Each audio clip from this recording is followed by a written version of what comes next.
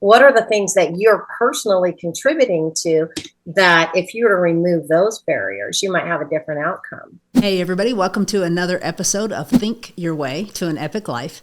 And today I have a lady who has thought her way to a life that is so enviable in all the different ways. She's been a devoted wife and mother and grandmother. She's been married for almost 40 years, and so we'll get a couple tips from her on that. And that introduction might make you think that that's her whole world. She's also won unbelievable awards with Keller Williams. She was the CEO of multiple offices.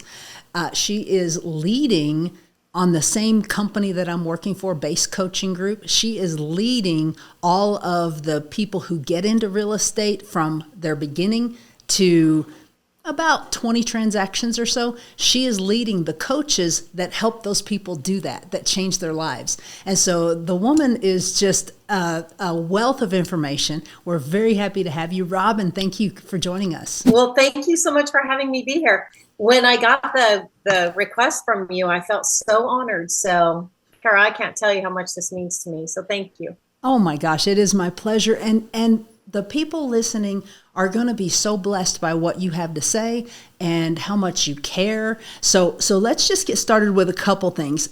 Some of the awards that you won, I have to peek down here at my notes. Some of the awards that you won, the Mo Anderson Award in 2021. Tell us about that.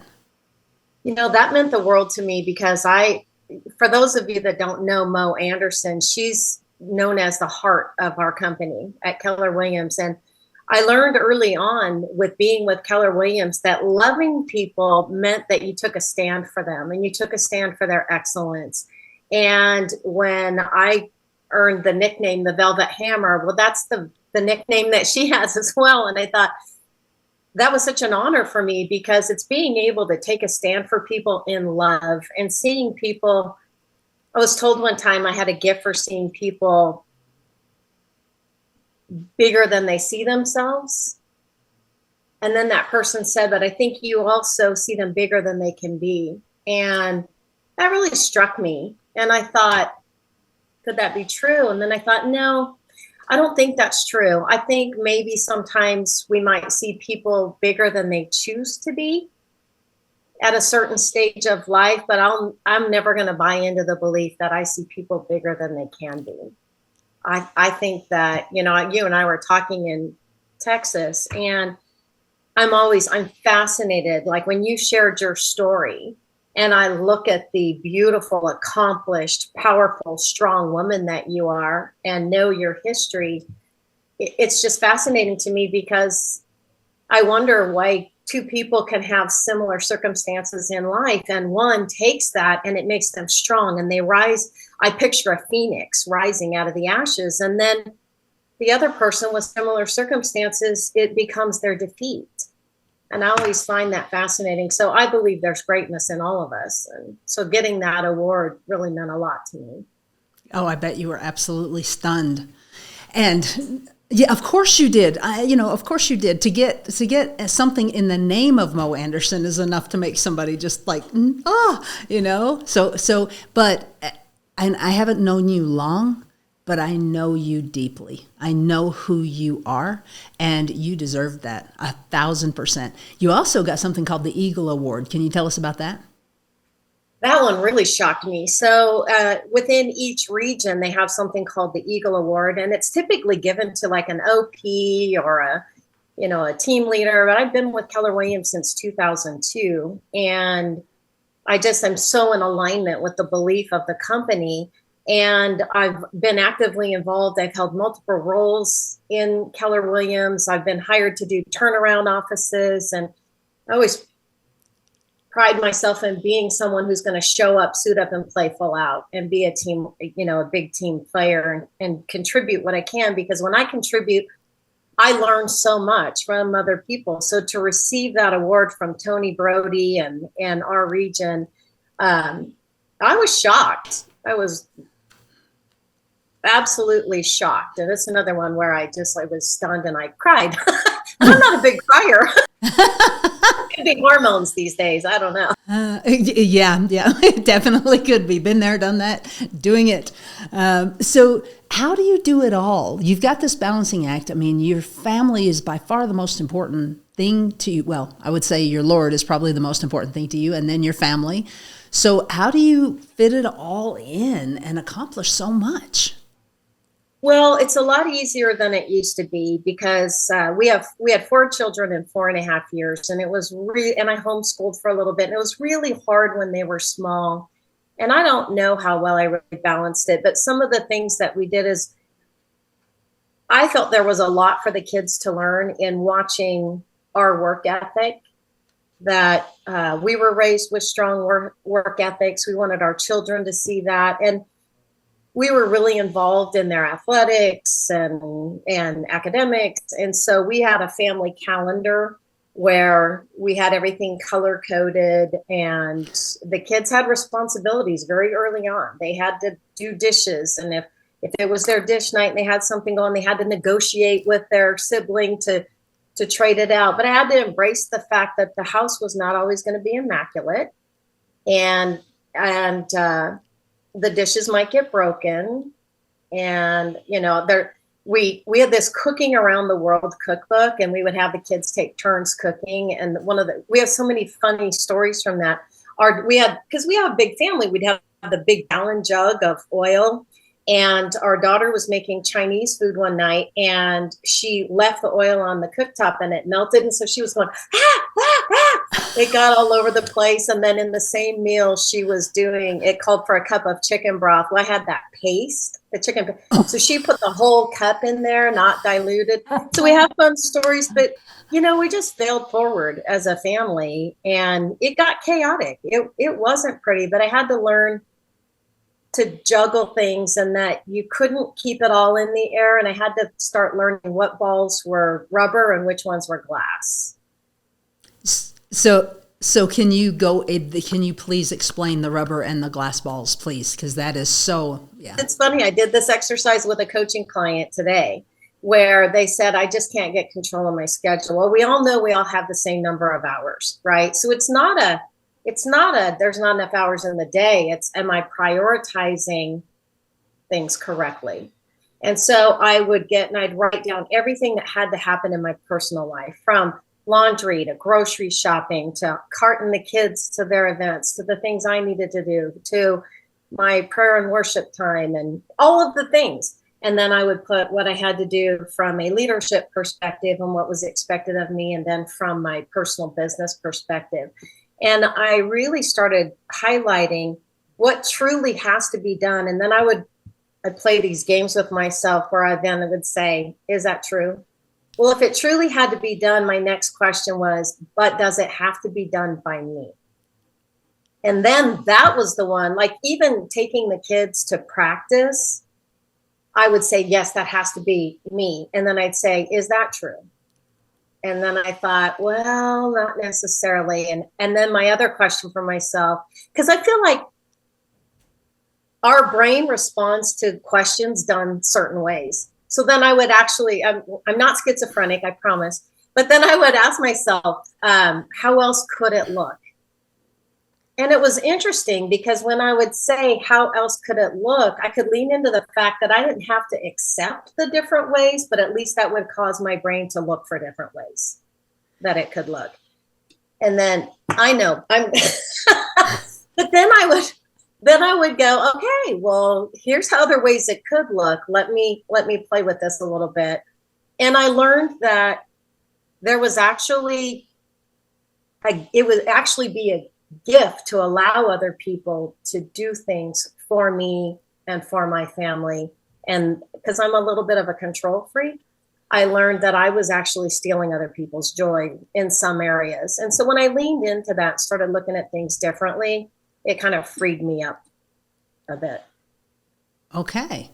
Added blessings for other people and my family too. So I would get in carpools with the kids and they'd get a chance to play with other people, but I didn't miss games. So the relationships are the most important. And if when you're trying to keep all the balls in the air, if you drop those, they shatter, you can't fix them.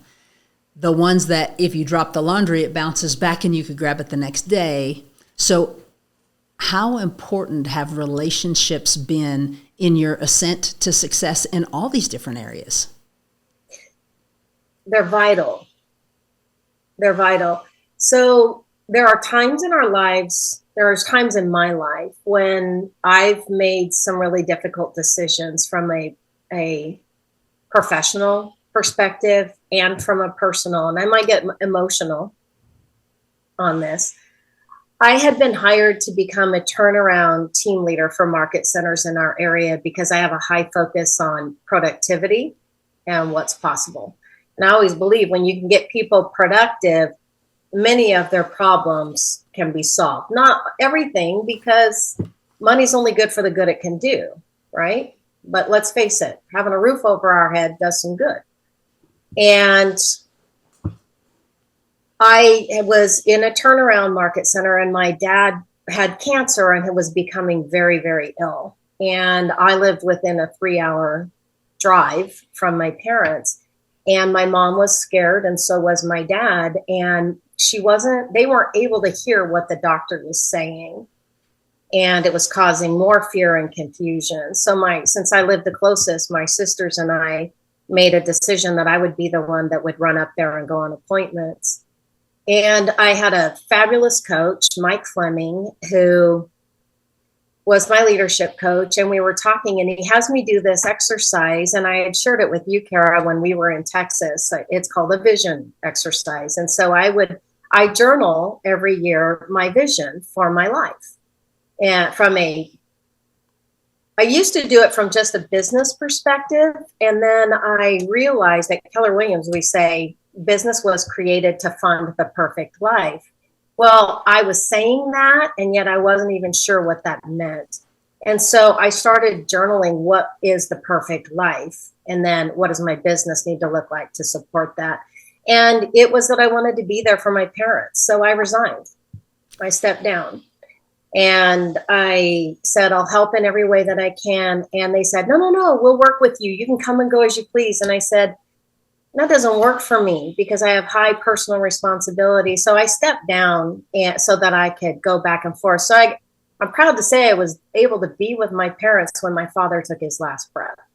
He had my mom and my 2 sisters and I circled around him. We spent his last 3 days with him. And when it came close, we were with him, we were holding his hand, we were praying, and we were singing his favorite hymns as he was ushered into heaven. So, sometimes we make difficult choices for very good reasons. And then I got to come back in because of the relationships I had at Keller Williams and the way that I showed up. When I was ready to come back, there was room for me. There was opportunity for me. And so relationships matter. I will say, this one's going to be really difficult, and maybe we keep it in, maybe we don't. I have 4 beautiful children. I have had very high expectations and standards for myself and for them. And over the past couple years, there has been a strain with our kids because they got the sense that too much was not enough. And so our sons are both going through something where we don't get to see them much. There's some space between us. And it's hard because as their mom, I love them and I want them to know they're loved unconditionally. And I'm sorry for anything I've ever done that's hurt them. But Kara, I also know that I was a good mom, that the things that I did, and I just came to that realization Sunday. I'm praying and I'm thinking about it. And I just want the parents out there to know that sometimes taking a stand for the excellence of our children and for people that matter in our life may go through a period where it hurts, but it's still the right thing to do. And I message them and I let them know, you are now and always have been and always will be loved completely unconditionally by us. And then I let go. Good for you, and good for you for sharing it, because that is you. I heard you once say about coaching that you will not love them into poverty. You're right. Does this tie in? It does. And I will not love them into things that are harmful for them. And I love them unconditionally. Of course. And sometimes we still have to take a stand and say, I love you, and I don't think this is good for you. I love you. I don't love your behavior. Yeah. And because of that, when we set boundaries, they set boundaries, and I respect their boundaries. I may not like it, and yet I respect it. And I truly believe with all my heart that someday, as they go through this and grow up, that, I'll always be here for them. And I truly believe that someday they'll see it and they'll come back. They will, if it's supposed to. If it's supposed to be. I'm a true believer, and everything happens just the way it's supposed to. And you know how I know? Because that's how it happens. Yes. The thing that you're talking about here that I hope that the listeners are getting is it's the law of sowing and reaping. And when someone sows good seed, they don't always necessarily reap the good reward, because someone else can come take that good seed. And so what happens with humans is someone sows bad seed, and then we go in and save them. We're going to save them. We're going to help them. We're going to take care of them. And that's fine for one time, for one thing. If you're continuously having to save someone over and over again for the same thing, you're not helping them. What are you doing? You're enabling it. You're just encouraging continued behavior that's not going to serve them. Right. So as someone who has gone through it personally, you also get a lot of pushback from society when you take a stand with someone who may have some issues. And I'm not talking about yours specifically, I'm talking about mine. I had someone who was addicted to alcohol, and you can't fix it for them. They would, sow really bad seeds, and I would reap the problems from it because I wanted to save them. And that's not helpful to them, and it's not helpful to you. And other people may judge you for taking a stand. What do you say to them if they are judgmental about you taking a stand? Well, I know what I have said is, I'm sorry that you see it that way. And I hope that you can see that the love that I have for you has put me in a position where I'm willing to risk you being mad at me, or you willing to love me. And I hope you would do the same for me. Whew, good girl. It's hard. It's really hard. And yet when I think about it, I don't know are you familiar with Andy Andrews? The name is familiar, but I don't know why. Oh, some book he wrote. He's written multiple books, The Butterfly Effect, The Traveler's Gift. So I got a chance to actually meet Andy, talk to him. And I keep in the queue all the time his 7 Decisions for Success. And it's on YouTube, and I listen to it over and over and over. And he has this thing that he says, and I believe this wholeheartedly. He said, when he asked people, and I'll ask you, how do you define a good friend? Oh, for me, a good friend is someone that when I'm with them, I gain energy. They don't drain me. Okay. So you basically edify one another. Right. Fill each other up. A lot of people, when you ask people, how do you define a good friend? They say a good friend accepts me for who I am. Oh, he said that is, he said that is dangerous garbage to believe. The guy at the drive-thru at the local McDonald's or fast food restaurant accepts you for who you are because he don't care. But a friend, and a true friend, will tell you what you need to hear when you need to hear it so that you can be the best that you could ever be. And that's what I want in my life. And so that's who I want to be for other people. And I have to accept the fact that not everybody wants that at all times. No, Yeah, the unsolicited advice is very unwelcome and useless. If someone does not want your advice and you're trying to tell them, hey, you need to quit smoking, they know they need to quit smoking. They know, right? So so how, as a coach, how do you help someone who has destructive behavior that you care about and you love? How do you help them? I just ask a lot of questions. So if I see someone who's got destructive behaviors, I'd say, and if they're the one that brings it up, say, what barriers do you have to becoming the person that you want to be? Or what barriers are there for you in having the life that you've shared with me that you want? So you've shared with me you want the following things. What do you think the barriers are that are in your way?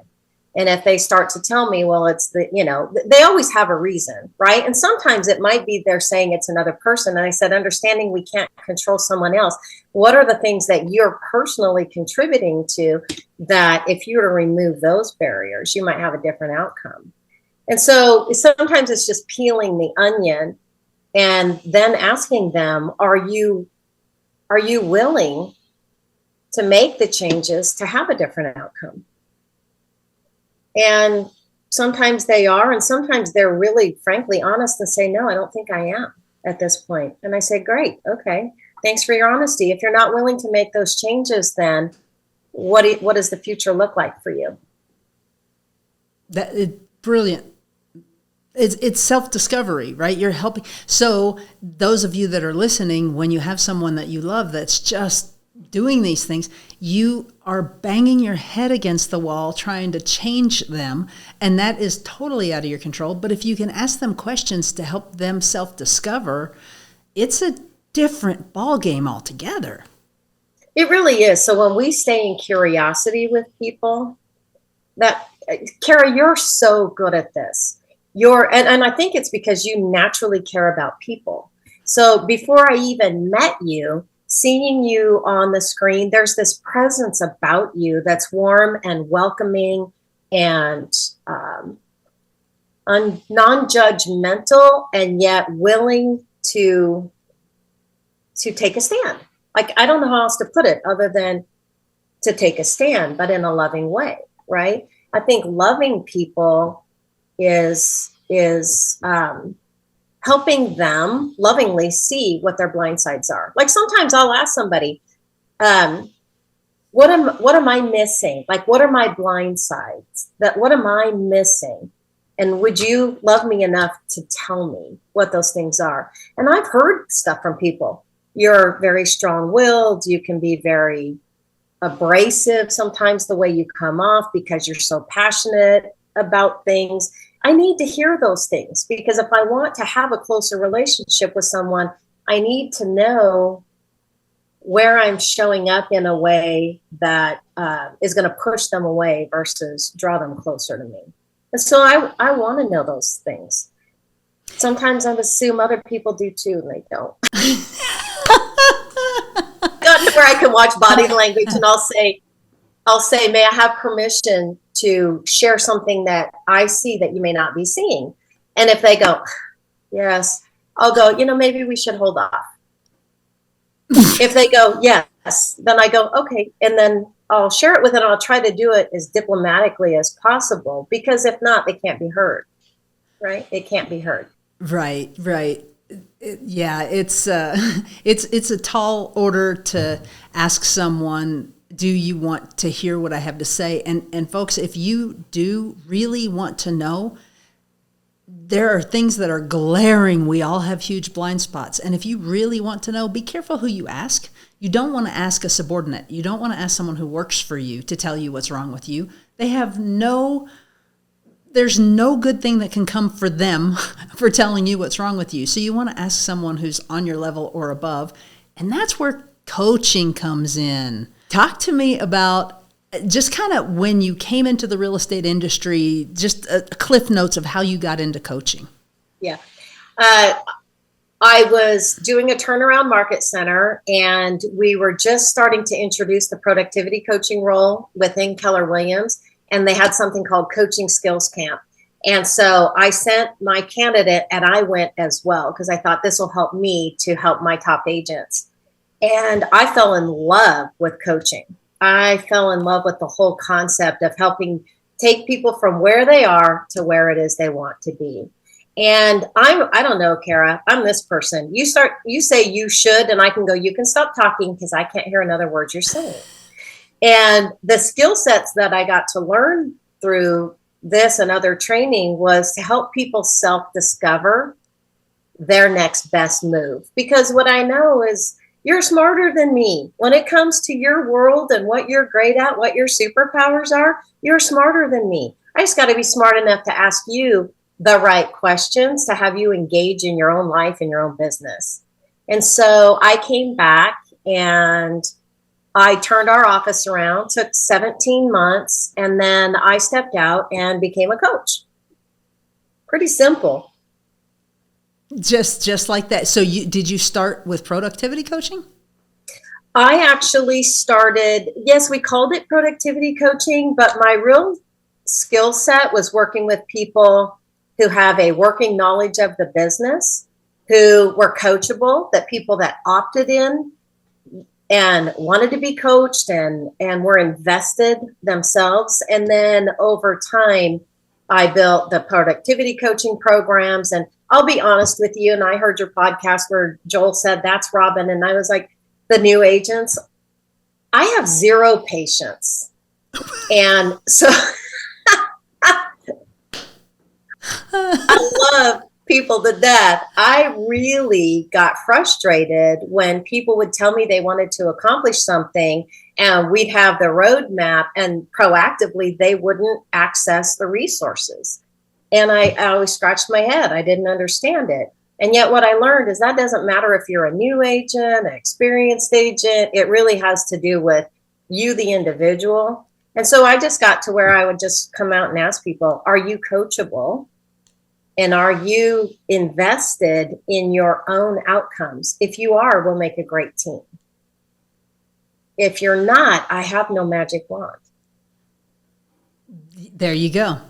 I had a coaching client one time that I said to her, Victoria, I'm sorry, I don't have a magic wand. I can't just sprinkle it over you with pixie dust and you'll immediately have the desire to go do business. Either you want to have these outcomes or you don't. And I can't fix that.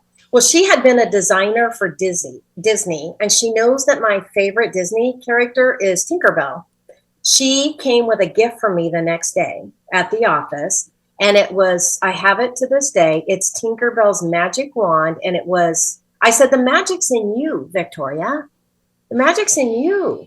So she had developed Tinkerbell's magic wand, and it says on it, the magic's in you. And it's a crystal wand that was sold at Disney. And she winked at me when I said it.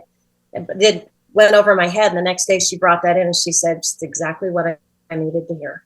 You're right. Wow. That's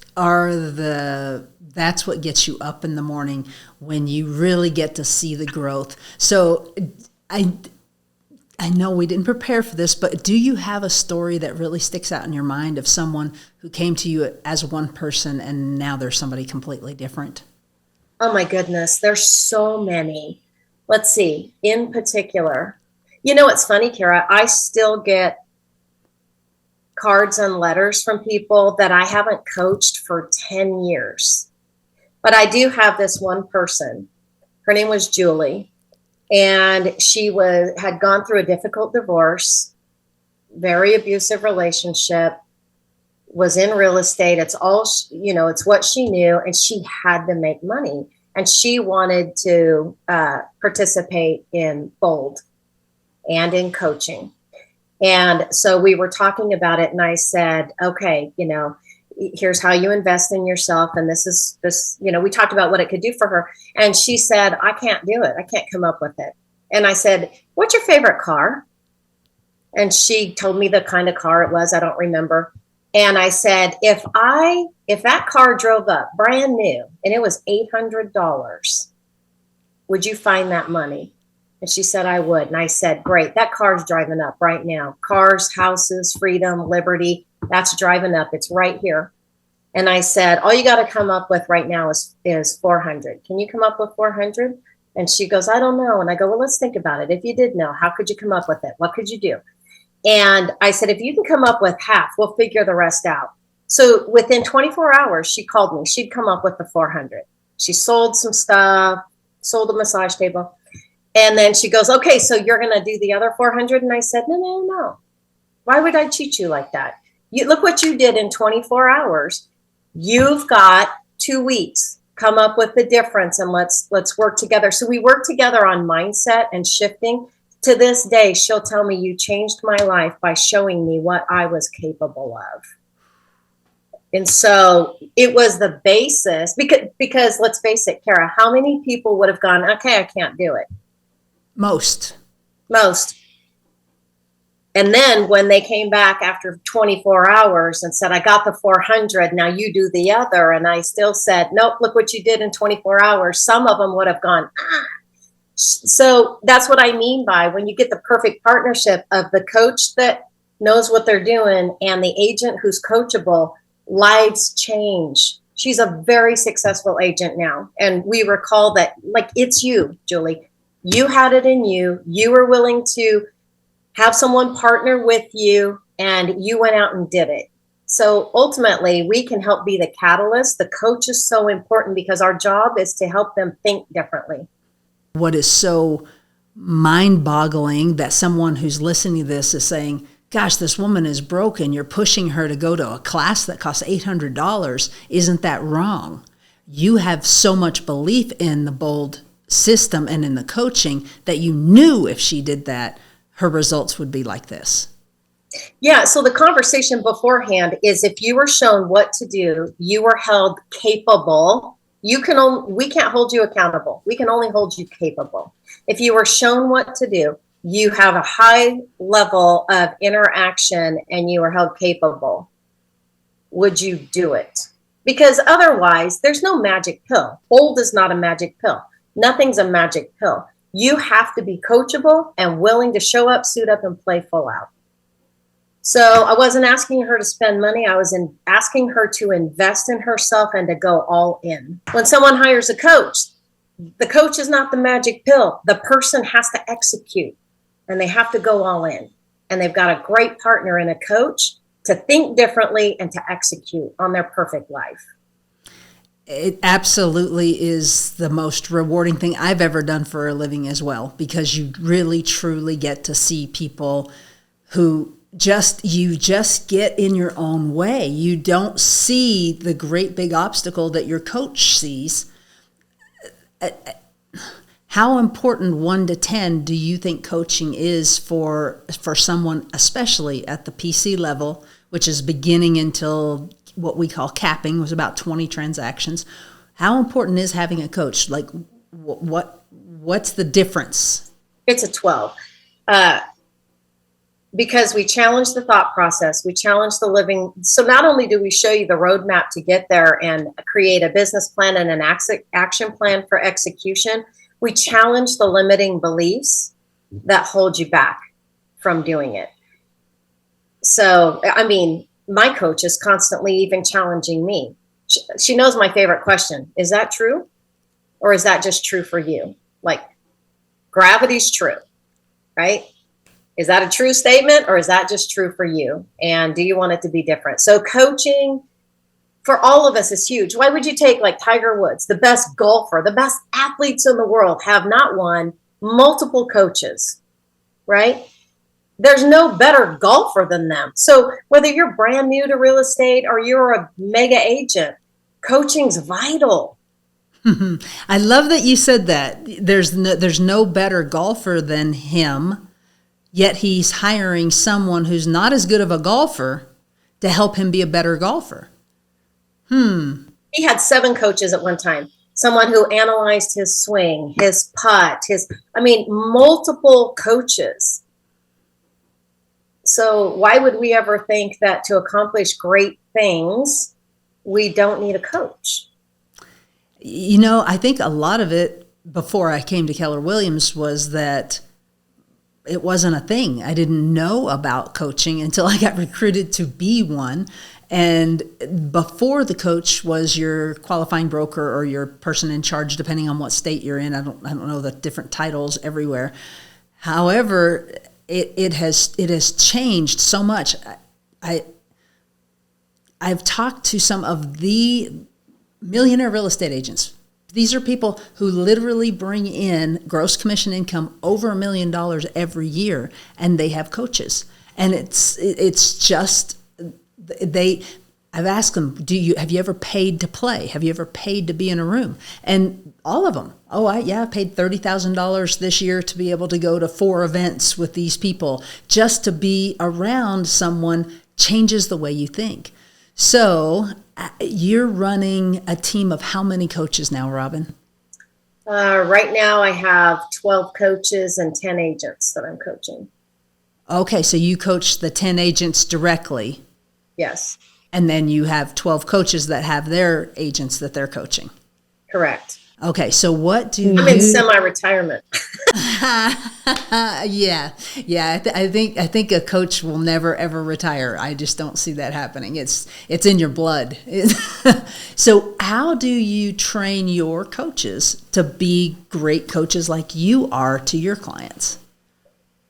Great question. So I believe that part of it, I'm going to back up for a second. So I think where people get confused about coaching is they think it's training. So there's training, consulting, counseling, there's mentorship, and then there's counseling, which is above my pay grade, right? Frankly. And you got to know the difference. So in working with the coaches that I'm working with, when you're working with brand new agents, you kind of straddle a lot of it because we do have to kind of guide and mentor them. We have to train them. We have to lay a strong foundation. And then coaching is really a little bit different level where I'm teaching the coaches not to automatically answer all and every question immediately and to stop and ask the client, knowing how resourceful you are. What have you done so far? What do you think the right answer is? So we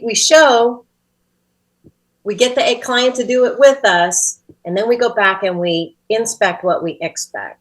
So in working with the coaches, we're doing a lot of that as well. So I'm working with them on to look at their business like a business as well. So have a goal for the number of transactions for the people that you coach that's based on the number of transactions they want. Have a growth goal. So they have to track their numbers. They have to do the same things that their coaching clients do. They have to grow a business just like their coaching clients do. And then I'm working with them on teaching them how to think. And then the beauty of it is I learn so much from them because I don't assume I know their answer. I just ask them questions. If they ask me a question, I go, that's a great question. What do you think the answer is? And what do you think it could look like? And if they're kind of going off in a direction that I already know because of my years of experience that aren't going to take them where they want to go, I just kind of ask some different questions. And what if this is the outcome versus the outcome you want? Or what might not work there? It's just fun because you just stay in curiosity with people and then they self-discover and you can see it.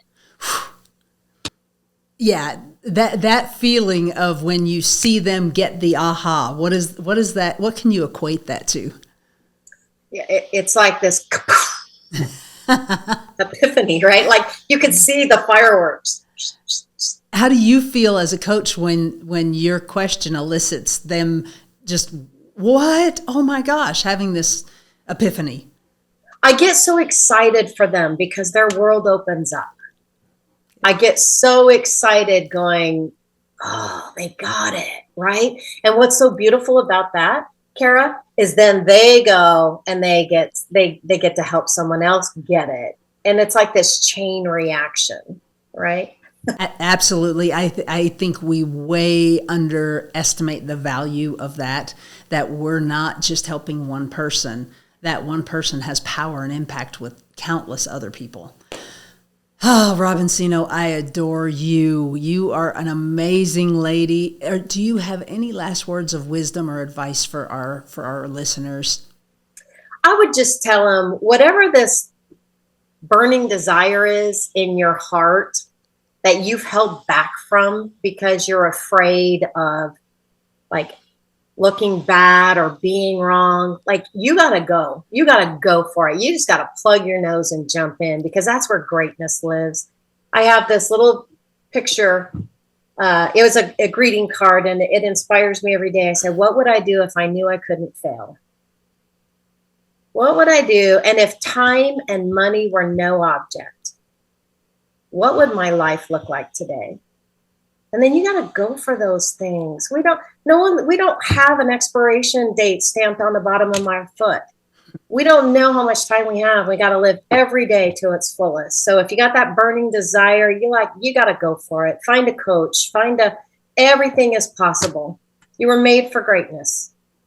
Amen. Absolutely. Thank you, my dear. And you have a fabulous day. And we look forward to having you back again sometime. Thank you. God bless you. God bless you too. Mwah. See you.